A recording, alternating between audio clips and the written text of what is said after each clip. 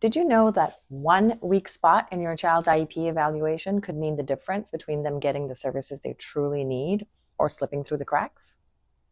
Here's the truth. Schools don't always explain the evaluation process clearly.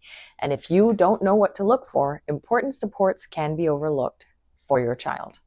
Today, I'm going to break it all down for you step by step so you'll know exactly what an IEP evaluation includes, what questions to ask, and how to make sure that your child gets a rock-solid foundation for their IEP. Hi, I'm Sana Tariq, and welcome back to another episode of IEP Insider. Before we dive in, just a quick reminder that this video is for educational purposes only and it does not constitute legal advice. If you find this video helpful, please hit like and subscribe. It really helps me to keep this content going. Quick question for you. Have you ever felt overwhelmed by all the testing jargon that schools throw at you? If so, type yes in the comments below so that we know we're not alone. Let's talk about the IEP evaluation and why the thoroughness of a good evaluation matters. IEP evaluations are one of those dense topics where it's easy to feel overwhelmed. That's why I've linked a free checklist below, so you don't have to memorize everything you're about to hear in this video. Let's begin. An IEP evaluation can go by lots of names. You might hear neuropsych evaluation, you may hear psychoeducational evaluation. Honestly, the name doesn't matter. What matters is that the evaluation is the foundation of the entire IEP process. And if the evaluation is shaky, the IEP will be shaky too. Let's talk about the basics of an IEP evaluation. Okay, here's the quick overview. An IEP evaluation is designed to answer two questions. Does your child qualify for special education? And if yes, then what specific supports will help them succeed in learning along with their same age peers? The first evaluation to an IEP process happens when you're checking eligibility. After that, evaluations are repeated every 3 years. That's what's called a triennial evaluation.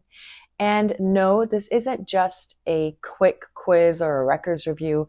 Evaluations typically take hours. Sometimes they spread over multiple days. They should be spread actually over multiple days. And they include cognitive assessments, academic testings, behavior and emotional screenings, speech, language, and occupational or physical therapy evaluations, if those are areas of concerns, classroom evaluations, parent and teacher input, and my personal favorite, which is often overlooked, an assistive technology evaluation. We'll talk more about each of these in detail. Let's start with cognitive assessments. Think of these as brain function tests. They measure things like working memory, processing speed, reasoning skill, and how your child processes information, whether it's visually, verbally, or auditorily. These tests don't, or rather the results of these tests don't typically change dramatically over time, but rechecking them is important because they highlight your child's strengths and reveal processing differences and show where support might be needed and could be best leveraged. And here's the best part. As your child grows, knowing these strengths gives them and you the power to advocate effectively for their needs. Academic testing looks at reading, writing, and math. You don't always need to test every subject for every evaluation. For example, if your main concern for your child is reading, you can focus just on a reading evaluation. But if it's your child's very first evaluation, then I strongly recommend testing all academic areas because it gives you a full baseline compared to their peers. These results show if your child is performing above, below, or at grade level, and that data becomes the backbone of their IEP academic goals. Behavior and emotional screenings are assessments that dig into attention, focus, anxiety, depression, aggression, social skills, and executive functioning. Often this information comes from surveys and questionnaires filled out by teachers, parents, and sometimes when the students are old enough, the students themselves. Quick note, executive functioning is just your brain's management system, right? It helps you plan, stay organized, start tasks, follow through, things like that. When kids struggle in executive functioning, it can impact everything from homework completion to friendships. Here's a reflection point though. What's the biggest challenge you see for your child? Is it academic, behavioral, or emotional? Comment with one word, whether it's reading, focus, or emotions, just so that we can see where we're all at. Okay, let's talk about the therapy evaluation, such as speech, OT, PT.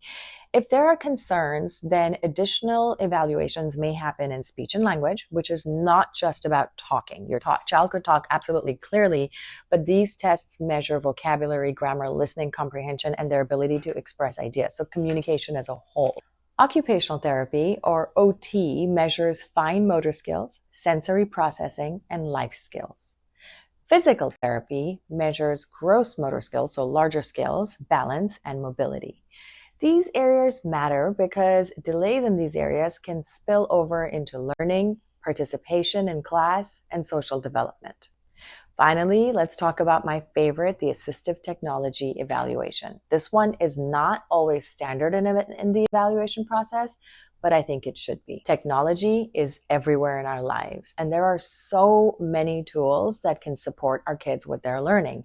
An assistive technology evaluation is what helps identify what devices or software could help your child access education in ways they might not be able to do so otherwise.